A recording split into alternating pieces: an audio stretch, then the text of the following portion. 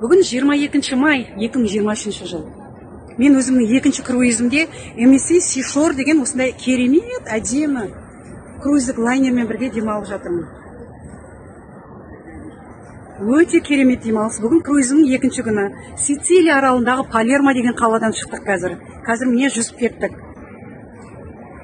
Бұл мен сияқты бюджет саласында жұмыс жасайтын адамға осындай әдемі элитный отдых маған қолжетімді болған кезде, ол кез келгеніңізге қолжетімді. Ал сіз не ойлап отырсыз? Бұл пирамида шығар, бұл өтірік шығар, ертең алдап кетпей ма? 7 жыл болды ғой, 7 жыл болды. Егер сіз солай ойласаңыз, қош пирамида ғой, ол не істеймін, диванный критик болып диваныңызда отырып алып сырттан ондайға сенбеймін десеңіз, отыра беріңіз. Пожалуйста, отыра беріңіз. О, қартайған шағыңызда мүмкін 70-ке, мүмкін 80-ге келген кезде есіңізді жиып, ойбай, мына халықтың уже 80% уже круизде жүр ғой, мен неге қыдырмағанмын деп есіңізді жинаған кезде просто сіздің ол кезде денсаулығыңыз жақсы болмауы мүмкін да.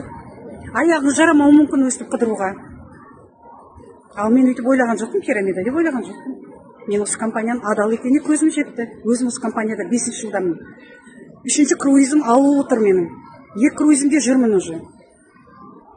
Егер сізге солай сырттан тон пішіп, құйрығыңызды көтергіңіз келмей диваннан, отыру ұнаса, отыра беріңіз. Балдарыңызды қыдыртпаңыз. Әке-шешеңізге көрсетпеңіз мынандай сұлулықты. Не бүкіл қанша адам жүр мына жерде? Кемпір де жүр, шал да жүр, бала да жүр, жастар да жүр, барлығы жүр. Осындай қызықты көрсетпеңіз.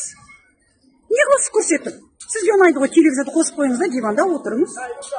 Сол емес па? Мынандай әдемі круизді біз сияқты ертеңге сенімі бар, өмірін жақсы жаққа өткізгісі келетін, жан-жағында адамдардың барлығына осындай сұлулықты көрсінші, олар да өсіп шетелді қыдырсыншы, осындай миллионерлер жүретін круизде демалсыншы деген